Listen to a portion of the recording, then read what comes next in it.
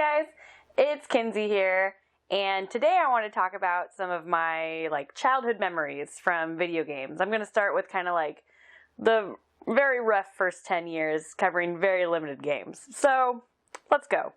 But first, I wanted to make sure I paired a beer with this, like I want to do for all of my videos. But I was thinking, what kind of beer would I drink for childhood memories? This doesn't seem to pan out for me. But with the rise of hard root beer, I decided this was the best time to bring this up. So what I kind of have here is from what I found of my very limited hard root beer taste testing is kind of the best and the worst. So here I have the best I tried, which was Not Your Father's Root Beer. It's from Small Town Brewing. It's just outside of Chicago. They're not small town anymore because I don't live very close to Chicago. But, I mean, it's pretty good. It tastes like root beer. It's 5.9% alcohol, which is pretty good. They also have like a 10-something percentage and a 19-something percentage. So, sounds like some root beer that's going to knock you on your ass. Which is kind of funny though, because I actually did a little bit of research about this company while I was like, hey, I wonder what else they make. It's an interesting read. They have kind of a cute backstory, but then it kind of gets not cute pretty fast. But it was an interesting read, so if you care at all, it was kind of fun. And then it's called the Best Damn Root Beer, and it's funny because it's actually the worst damn root beer, but whatever. It's alright. It just kind of it tastes like cheap, crappy root beer that has this extra flavor that you don't know what it is, so maybe a cat died in the root beer can, but maybe. I mean, it's 5.5% alcohol, so I guess it depends on how bad you want to drink. What they kind of reminded me of was kind of when I was turning 21, that's with the Mike's Hard Lemonade and the Zimas and all that kind of stuff. It's basically how can we market this towards people who don't drink? And let's make it taste like something sweet and like candy. But they're pretty good. They're all right. Anyways, video games. So I think my first gaming memory is probably the same as most people's my age.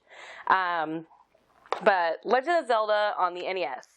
And the one reason that this game, sticks out so, above all the others for me in my brain is because when we very first got my NES, my dad actually bought it more for him, I'm pretty sure, than for the kids. But he wanted to beat Zelda. And basically, the kids weren't allowed to play the NES until he beat it. So I got to watch, I got to think I was helping with the hint book, because I guess when I look at the dates, I'm not sure I could read. But I was probably helping. And then when I finally got to play it for myself, I just remember being this world is so big and I'm awesome. And it also gave me some of my first moments of video game anxiety as well, which I'm sure we all have those with either timers on the screen or something. For me, it was walking into a part of the overworld that had the River Zora. And I was I didn't care what was happening. I get in, get out. I don't want to be anywhere near it. And even though when I got older, I was oh, well, if it comes towards the edge, you could probably just kill it. It's cool. But that's where that started. And then another one on the NES that's also very close to my heart and my memories is Rampage. And this was also an arcade game, and it was on tons of other platforms. But in my world, this was the only one that existed for quite a few years. The NES version doesn't have Ralph.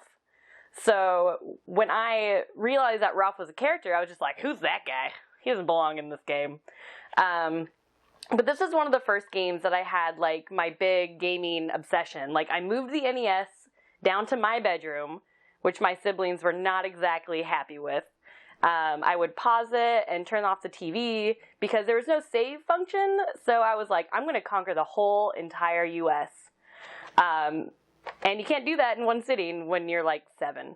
That's not going to happen. So I tried for a long time. It also might have one of the most disappointing endings in video games, but I worked really hard to get that congratulations. And next up, I want to move to the Genesis, because when I was growing up, it was NES, then Genesis, and kind of PC mixed into everything else. So when you're a kid, the games that you like aren't necessarily good games. And that's why I wanted to share a few of these, because Chester Cheetah, Too Cool to Fool, I was like, yeah, this game definitely fooled me, because I was like, this is awesome! Everything's wearing sunglasses, and that's how you know it's cool. This was like stereotypical 90s platformer trash, but I loved it as a kid. The soundtrack was amazing. It still like is in my brain to this day. This was basically made so they could market their Cheetos Paws that came out in like 1992. And so I could eat the Cheetos Paws while playing Chester Cheetah, and for like 7-year-old Kinsey, that was the best day of my life. And so this was about the same time when mascots had tons of games. So it was like Chester Cheetah and Yonoid and Cool Spot. Like, this was a thing. So if you're like a lot younger than me, you might not realize this was ever a thing. But it was, and then I thought it was absolutely awesome. So next up on the Genesis, I have Bubsy. And I really think this is probably the best Bubsy game ever. So I know a lot of people credit like Bubsy 3D with like one of the worst games ever made. But he had a good beginning, and so I think we can give him a little bit of credit. Some of the sound bites in this, I still remember. Beginning of level 1, he's like, what could possibly go wrong? And I'm like, oh, the rest of your series, oh! Anyways, but it was really fun. The enemies are, I don't know, they're quirky, and all the levels are kind of fun. The physics are kind of weird. I do find myself slipping and falling off edges a lot in this game. And going back to it, it was definitely like a surprise. Well, a lot of these games, I went back to them and I was like, well, alright, at least I played games.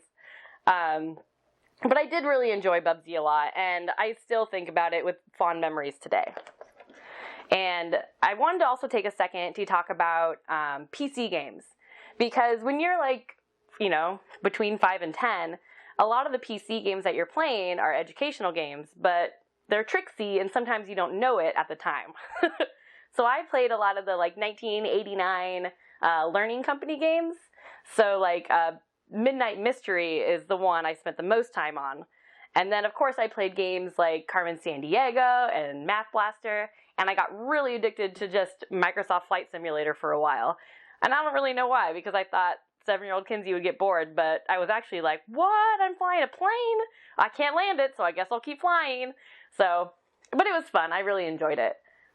And then lastly, I'm going to do a Game Boy game, because like, I know a lot of people's childhood memories is going to be around Mario 1, 2, and 3 on the NES, and I had those and I played those, but Super Mario Land 2 and the 6 Golden Coins is really the kind of like pinnacle Mario game for me, where I was like, I do like Mario. So, I mean, it's just something about the power-ups in this game. It's the first appearance of Wario. It does have all kind of like the mini level maps, kind of like Mario 3 does. I think the music is better in this one than it is in Mario 3. I think it's really imaginative, and it has the bunny ears power-up, so how could you not like that? Because it's amazing.